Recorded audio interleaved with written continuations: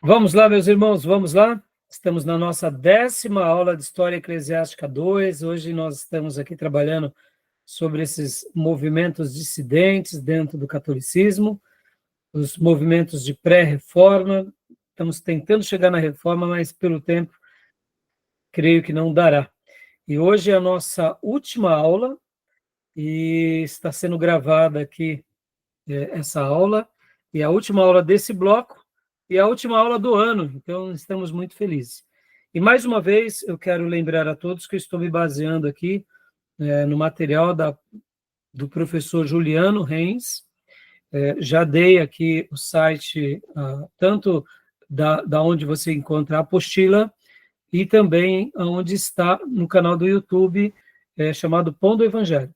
E como eu disse há pouco no intervalo, irmãos, eu recomendo que vocês assistam às aulas do professor Juliano, porque eu aprendi com ele, e confesso, eu me esforço aqui para tentar dar a minha melhor aula para vocês. No entanto, como vocês sabem, eu não sou historiador, então é com muita dificuldade, né, que a gente decora. Por exemplo, eu vejo as aulas do professor Juliano, ele cita com uma fluência maravilhosa. Eu agradeço de coração tanto ao professor Juliano, não conheço ele, como também a tantos outros mestres que nos colaboraram e professores até seculares que nos ajudaram, dando ferramentas para que a gente pudesse estar chegando aqui, tá bom? Sem contar com os meus mestres do seminário, né, e com todo o material que a gente pegou aí de professores amigos, tá bom? Então vamos continuar lendo mais um pouco de Wycliffe, meus irmãos, porque Wycliffe é simplesmente fantástico. Assim como Pedro Valdo, ele pregava a palavra, ele criava esses movimentos, as pessoas eram contra. Wycliffe também vai fazer algo simplesmente lapidar. Leia para nós, pastor Johnny, aqui, ó, um livro marcante de Wycliffe, essa parte, por favor. Pois não. Um livro marcante de Wycliffe é Pequena Regra da Vida, onde encontramos coisas do tipo, abre aspas, no fim do dia, pense em como você ofendeu a Deus, e pense em quão graciosamente Deus te salvou, não para te deixar abandonado à própria sorte, mas para viver sobre a sua misericórdia e bondade, fecha aspas. Isso é graça. Para nós, um texto desses é normal. Para eles, é novidade. É esperança em um mundo que não traz esperança alguma. Ou seja, lembrando, irmãos, lá era tudo algo dogmático. Aqui, a gente tem que lembrar que aqui era o apogeu das indulgências, era o apogeu do papado, era uma religião legalista, opressiva, dominadora. Então, uma voz que pensasse assim era uma coisa de outro mundo. Então, pode continuar lendo para nós, pastor? Pois não. Por gentileza. Opa, muitas pessoas. Né? Isso. Muitas pessoas ouviram essa mensagem cheia de vida e foram cativadas por ela, e rapidamente Wycliffe teve seguidores, e esses seguidores foram chamados de Lollardos. Pode continuar, por favor, pastor. Os Lollardos. Boa parte desses dos Lollardos tornaram-se pregadores. O nome Lollardos não se sabe a origem dele, mas foi assim que os seguidores de Wycliffe foram chamados. Há um escrito da época que diz o seguinte, abre aspas, é difícil alguém encontrar duas pessoas na estrada sem que uma delas seja um discípulo de Wycliffe, fecha aspas. Tal a influência que Wycliffe estava conseguindo naquela época. É claro que ele podia ser chamado de joia de Oxford, mas para o Papa, ele era o mestre de todos os mestres. Não, o Papa escreveu... o mestre de todos os erros, né? Perdão. O Papa falar isso, olha, o Papa se converteu, né? Brincadeiras à parte. Né? Mas assim, deixa eu dar uma pausa aqui, aproveitando, pastor. Olha só que coisa fantástica, meus irmãos. Ele começa um trabalho na faculdade, ele começa a influenciar com a Bíblia, e agora ele acompanha uma multidão atrás dele. Ou seja, onde você ia, uma pessoa estava falando sobre o assunto dele, ou era um discípulo dele. E agora, o que ele ensinava, se não a Bíblia? Mas, indiferente dele ser a joia da coroa de Oxford, não importa. Para o Papa, ele era uma ameaça, né? Então, continua para a gente, por favor, pastor. Pois não. O Papa escreveu diversas bulas papais contra Wycliffe e até contra o reitor de Oxford, porque ele dizia que o reitor não poderia permitir que alguém como Wycliffe ficasse na universidade dele. O reitor dava um jeitinho, pois ele era o grande professor da universidade. Ou seja, né, aqui aquele desconforto causava, porque ia na contramão, né? Continua para nós, pastor, por gentileza, mas no fim. Mas no fim não teve jeito, ele acabou sendo muito pressionado e o próprio Wycliffe sentiu a pressão e se refugiou na sua paróquia no interior da Inglaterra.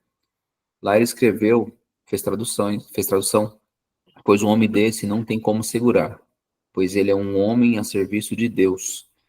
Ele fará alguma coisa em prol da igreja do Senhor verdadeira, do remanescente. Em 1392, a igreja convocou um concílio para condenar os ensinos de Wycliffe, concílio esse conhecido como Concílio do Terremoto, porque no meio do concílio teve um enorme terremoto que derrubou paredes, torres, foi fortíssimo. Vem aquela coisa, abre aspas, província de Deus, fecha aspas. Cada um interpreta como quer. Quem era do lado do Papa disse que o terremoto aconteceu mostrando a ira de Deus contra o Wycliffe e os seus ensinos absurdos. E quem era do Wycliffe dizia que aquilo ali era a condenação de Deus sobre o concílio. Não tem validade alguma a interpretação da providência. Ou seja, né, aqui ele está mostrando que um concílio foi feito e que a pauta principal era o Wycliffe, veio o terremoto. E cada um dos seus grupos disse, né, que foi Deus atuando sobre o outro. Mas continua para a gente, por favor, pastor. O interesse disso tudo é que Wycliffe, da mesma forma que Lutero, são personagens da história da igreja que impressionam por terem morrido de morte natural. Havia muita turbulência acontecendo com o papado, que não deu para forcar nele, e ele acabou morrendo em 1384 de morte natural, mas a igreja fez de tudo para acabar com a influência dele. Vocês vão relembrar agora, pastor Johnny e não Gil, que fez comigo a história dos avivamentos. Wycliffe é essa figura aqui, ó, que inclusive está nesse desenho aqui. Aqui, onde está? Aqui. Esse desenho aqui, deixa eu tentar aumentar um pouco. Aqui foi feita uma exumação do corpo de Wycliffe. Esse desenho registra bem esse período da história, em que o Papa desses dias pegou os ossos de Wycliffe e queimou, como se fosse uma condenação pelo que ele havia feito. Seria mais ou menos como uma excomungação depois da morte, né? E, então, esse retrato mostra a fúria do catolicismo contra a pessoa do Wycliffe. Ó. A exumação dos seus ossos que foram queimados e jogados no Ribeirão.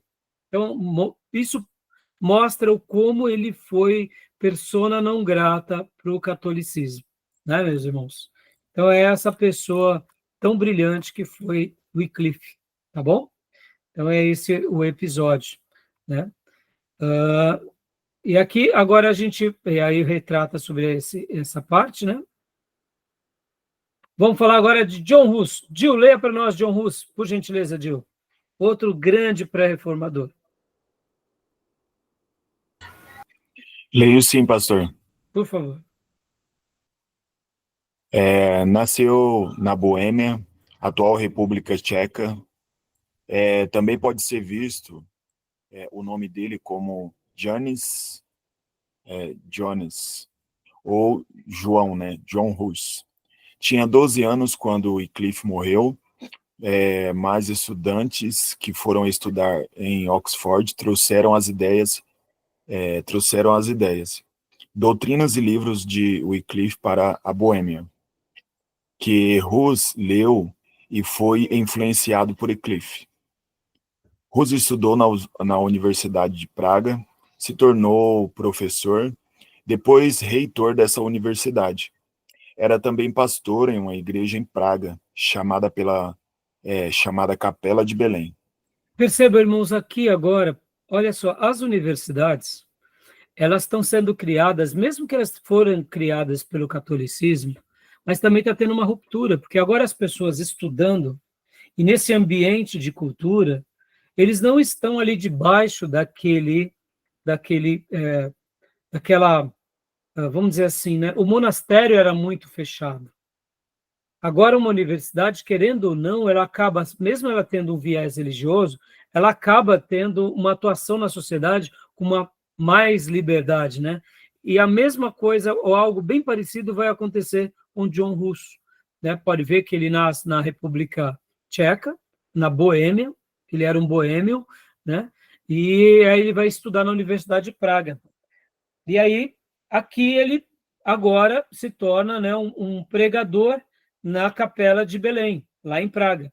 Então, leia para nós, Gil, por gentileza, Praga, Capela de Belém. Essa igreja tinha sido construída por dois indivíduos ricos que queriam que a palavra fosse pregada na língua do povo. Não havia alguém melhor do que esse grande pregador que foi John Hus. Ali poderiam se juntar de 1.000 a 2.000 pessoas para ouvir as grandes pregações. Nas grandes doutrinas, Hus seguia o entendimento de Wycliffe. Lá em Constança, ele disse que, de fato, cria na mesma maneira que Wycliffe, mas não porque eram doutrinas de Wycliffe, mas porque eram doutrinas de Jesus Cristo.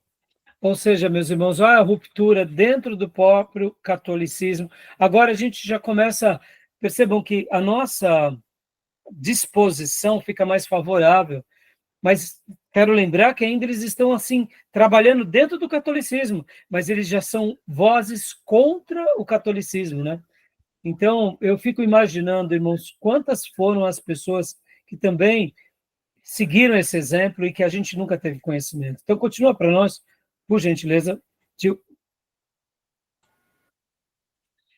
Cristo é o cabeça da igreja, salvação pela graça, autoridade da Bíblia. Em Praga, ele dizia nas pregações dele que não importava se haviam dois ou três papas. Cristo é o cabeça da igreja, e ele cuida da sua igreja. Perceba que aqui ele até lida, de certa forma, com uma certa forma complacente, porque assim como Wycliffe via que o Papa, e como também a gente viu há pouco, o Valdense, o Papa ele é um líder, se caso ele estiver fazendo a vontade de Cristo. Caso contrário, o papel dele é desfigurado. E aqui, no caso dele, ele demonstrava com bastante propriedade o quê? Que não importa se tem 2, 3, o importante é que Jesus é o cabeça, trazendo essa consciência, que para nós é tão óbvio, né, irmãos? Mas para aqueles dias é algo tão diferente, né? Então, John Hus foi extraordinário. Continua lendo para nós, por gentileza, pregou a salvação.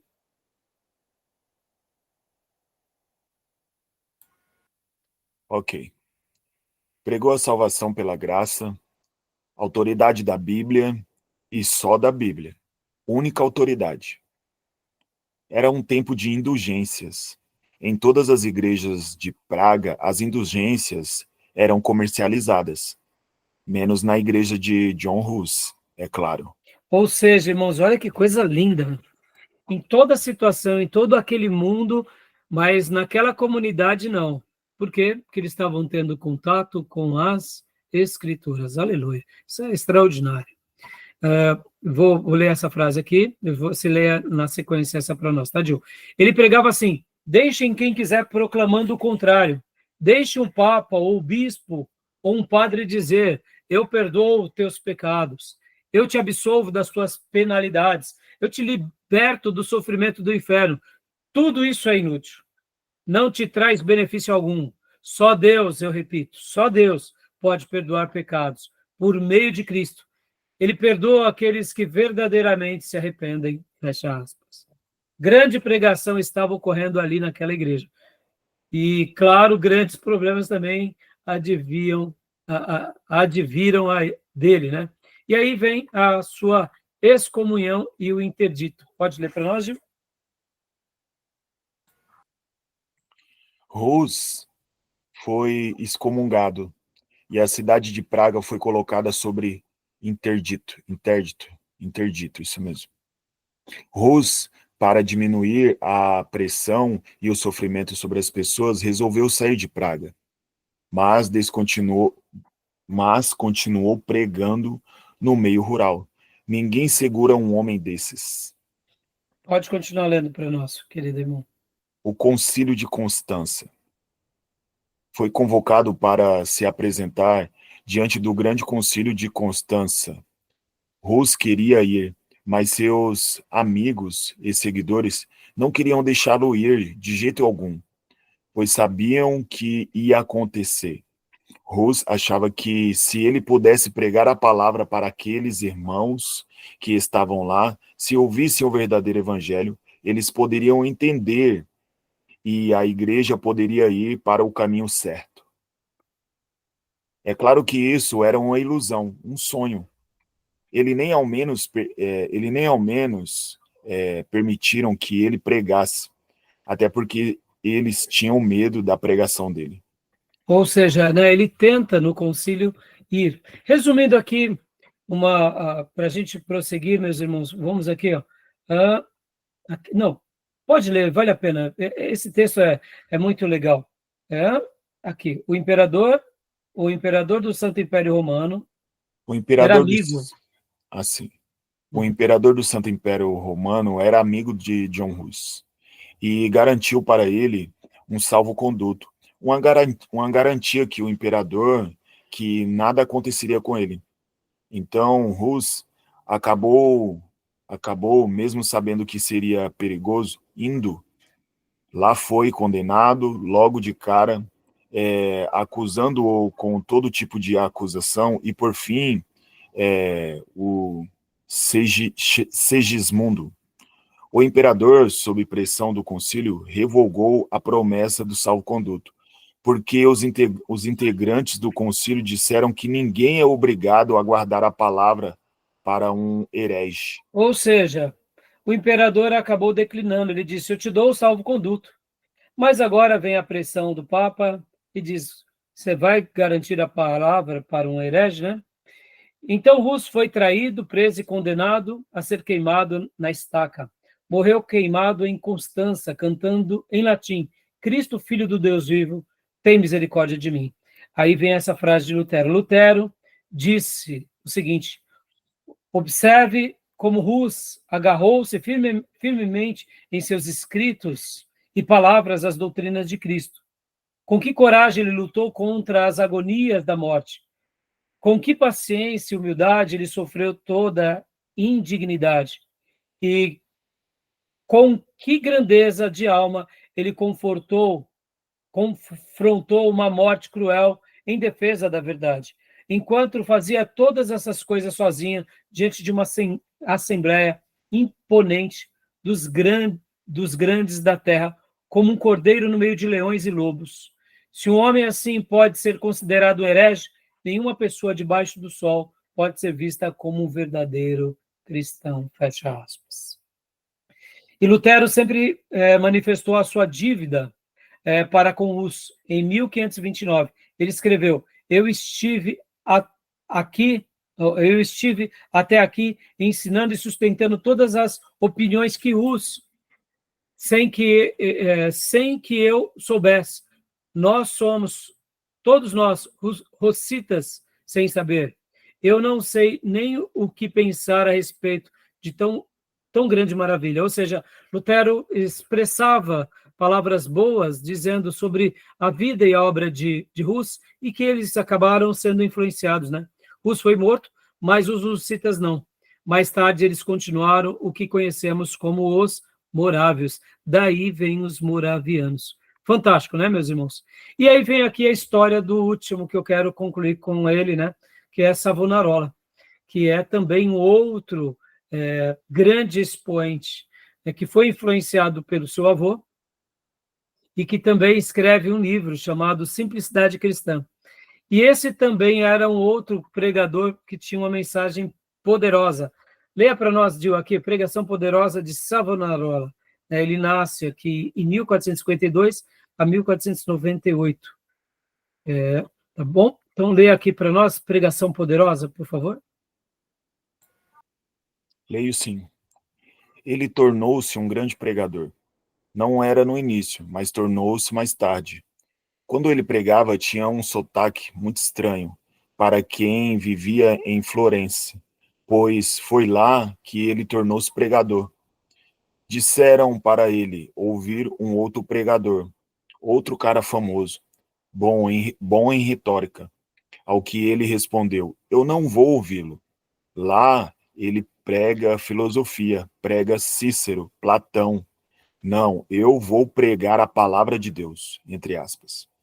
Ele depois acabou se tornando um grande pregador. Inclusive, o próprio Michelangelo, que ia ouvi-lo, de vez em quando dizia uma vez: ó, aquela voz, não há como esquecê-la, entre aspas. Olha só que coisa interessante, né? Michelangelo, olha que período da história a gente está vivendo, meus irmãos. Por isso que aqui é chamado um período também da Renascença, né? É um período também muito bom, onde vai ter esse despertar, essa ruptura com a Idade Média. É um período onde a gente vai entender essa mudança, né, na chave. Leia aqui para nós também, Michelangelo, quando terminou a pintura da Capela Sistina. Bom, Michelangelo, quando terminou a pintura da Capela Sistina, ele pintou o Último Julgamento. Tinha consigo só um livro. Era um livro de sermões de Savonarola.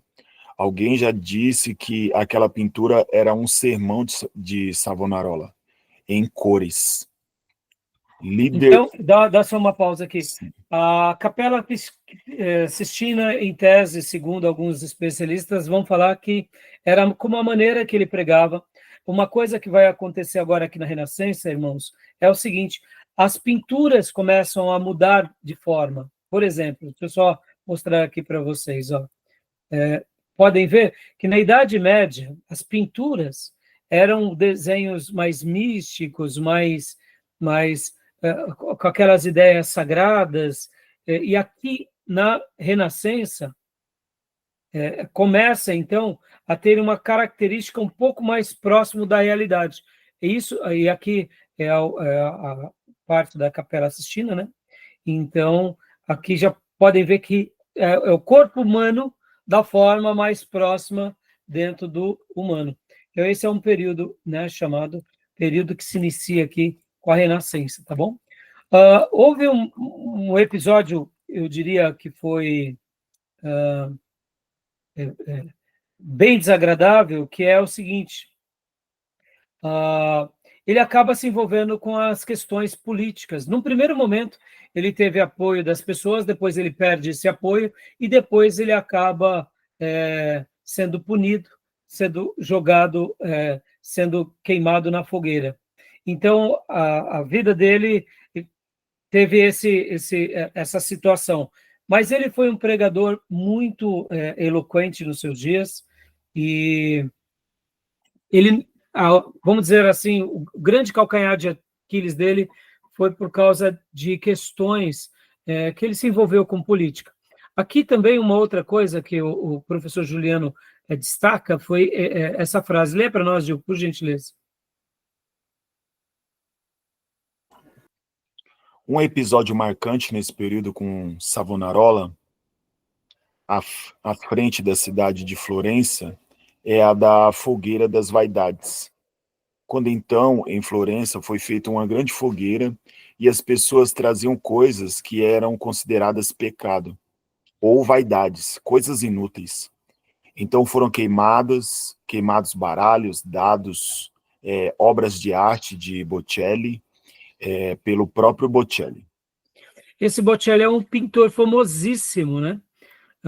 Então, assim, percebam que o próprio autor tinha algumas obras que ele também viu que ele queimou. Claro, os amantes da arte sempre vão questionar isso, mas percebam, irmão, a influência dele. Uma das coisas que mais me marcou sobre a vida de Savonarola foi, logo no meu primeiro ano de seminário, o meu professor dizia que Savonarola ele viu a sua comunidade em pecado. Enquanto ele era um padre, e ali ele vendo vícios, prostituições, promiscuidades, aquilo trouxe no coração dele aquela reflexão dizendo, tem alguma coisa errada. Nós estamos dentro de uma igreja, estamos vivendo dessa forma tão desconexa com a palavra de Deus. E por isso, juntamente com tudo aquilo que já estava acontecendo, né, nos seus dias, e se sentindo como um ministro de Cristo e querendo fazer a diferença, foi que ele começa essa obra, né? E, infelizmente, ele fez muitos inimigos, como está aqui, né? Savonarola fez inúmeros inimigos, como o Papa, os aristocratas, os Médici, que foram aqueles da política que disputaram poder contra ele. Finalmente, por uma série de motivos, de erros estratégicos que cometeu, o povo perdeu a confiança nele, ficando sem apoio algum, ele foi preso, enforcado e queimado com alguns outros monges dominicanos em 23 de maio de 1498. Quando Savonarola foi queimado, o menino de 15 anos já andava pela Saxônia, era Martinho Lutero. Maquiavel, que também era florentino, muitas pessoas importantes da história da humanidade eram desta cidade, principalmente do norte da Itália. Tinha 29 anos quando Savonarola foi morto. Escreveu mais tarde a obra O Príncipe, onde, em um trecho, ele disse assim: profetas desarmados estão fadados a fracassar. O que se crê que ele se lembrava de Savonarola, que não tinha quem o defendesse. Ou seja, é uma verdade bíblica, né? Profetas que estão desarmados vão fracassar na perspectiva humana. Se não tiver uma perspectiva divina, não tem como sobreviver, né? Sobre Savonarola, Lutero disse: enquanto o anticristo condenou Savonarola, Deus o canonizou em nossos corações. E aí aqui a gente vê algumas fotos, né? Como eu já mencionei, os monumentos da Reforma em Worms, e mais uma vez aqui a estátua, né, de Lutero, juntamente com Pedro, Valdo, Wycliffe, Hus e Savonarola, mostrando esses heróis da Reforma, né? Mais uma vez aqui, os pregadores lollardos, Wycliffe estudando, fazendo a tradução da Bíblia, aqui a exumação dos ossos queimados e jogados no ribeirão, e sobre essa questão, os lollardos sendo queimados, percebam, os discípulos de Wycliffe, irmãos, eles se tornaram lollardos e eles eram perseguidos. Olha só que interessante. Aqui também a preparação para que Hus fosse queimado, né? E aqui é John Hus. Agora, olha que interessante. Os lollardos, segundo o professor Juliano, olha o que ele diz. O que acontece? Há uma perseguição muito grande contra eles. E o que acontece? Já que o catolicismo, junto com os seus inquisitores, pegavam as Bíblias, que eram traduzidas na língua corrente, e queimavam, o que eles fizeram, esses lollardos?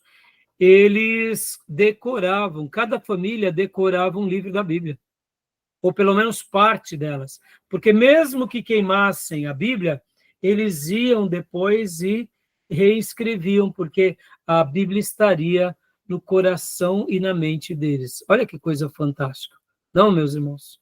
Então, percebam, esses homens, eles fizeram história, né?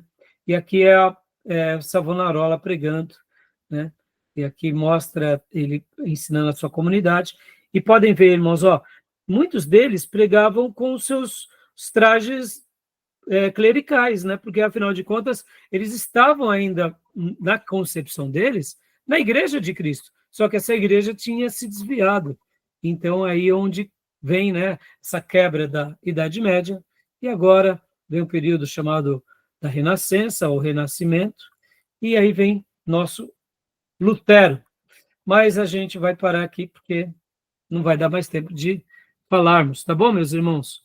Joia, meus irmãos, e assim, fica a aula de Lutero para vocês apreciarem pelo material do nosso querido professor Juliano.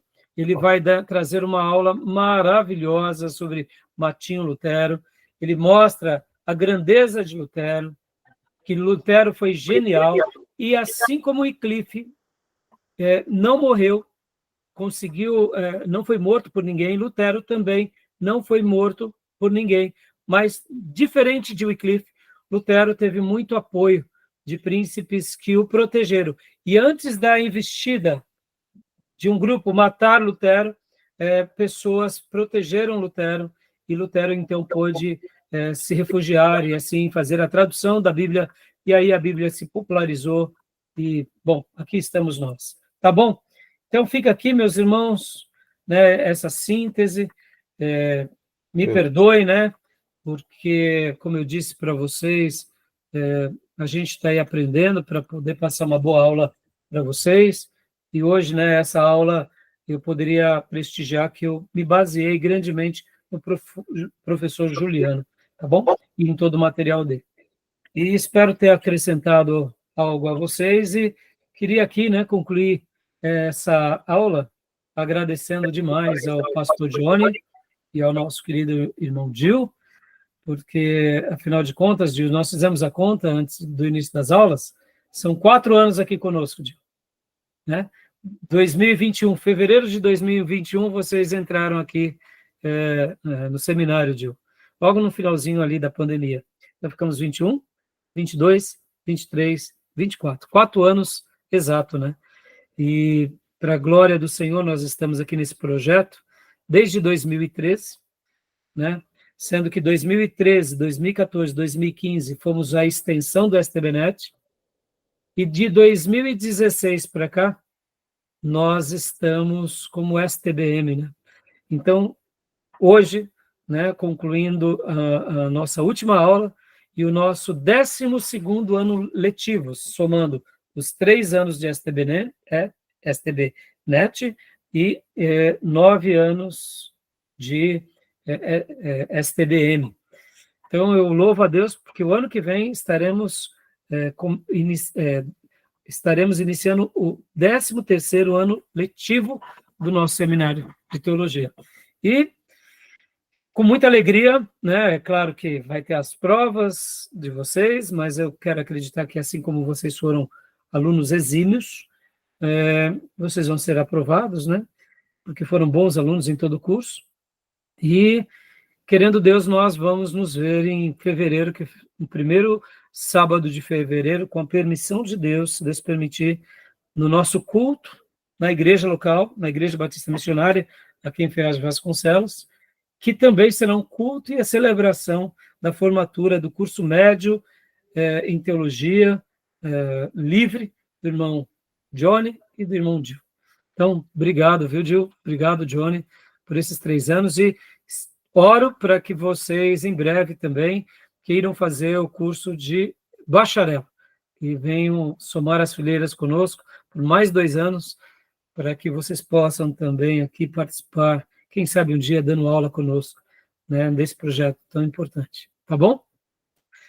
Eu agradeço, né, a cada um de vocês, Maísa, né, o nosso irmão Júnior, pastor Johnny, Gil, e a cada um que participou até agora, porque me sinto honrado de estar aqui servindo a vocês. Tá bom, meus irmãos? Amém. Amém. Posso só aproveitar aí também aqui tecer alguns agradecimentos, em especial ao senhor, aos professores, né, Fabiano, de algum modo a gente teve contato ali também, a professora Aparecida, a Igreja Batista Missionária, todos vocês nos acolheram tão bem, e quando o senhor mencionou 4 anos, passou que a gente nem percebeu. Isso, eu acho que é prova de que nos sentimos dentro de casa, né? Enquanto a gente está num ambiente que é familiar, o tempo passa e a gente não percebe. Então, eu louvo a Deus pela vida de todos vocês, e que o Senhor permaneça e continue dando ao Senhor e ao ministério, de modo geral, sabedoria, discernimento e força, né? Capacidade para permanecer. Obrigado, pastor. Continuem orando por nós, né?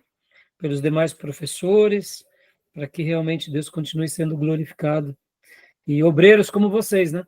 Lembrando aqui, para quem não conhece, quem for assistir essa aula depois, pastor Johnny, como o irmão Gil, são de uma igreja que deriva-se da Igreja Metodista Livre, é uma igreja hoje chamada Lumiar, né, pastor? Exatamente. Então, estamos aqui servindo ao reino.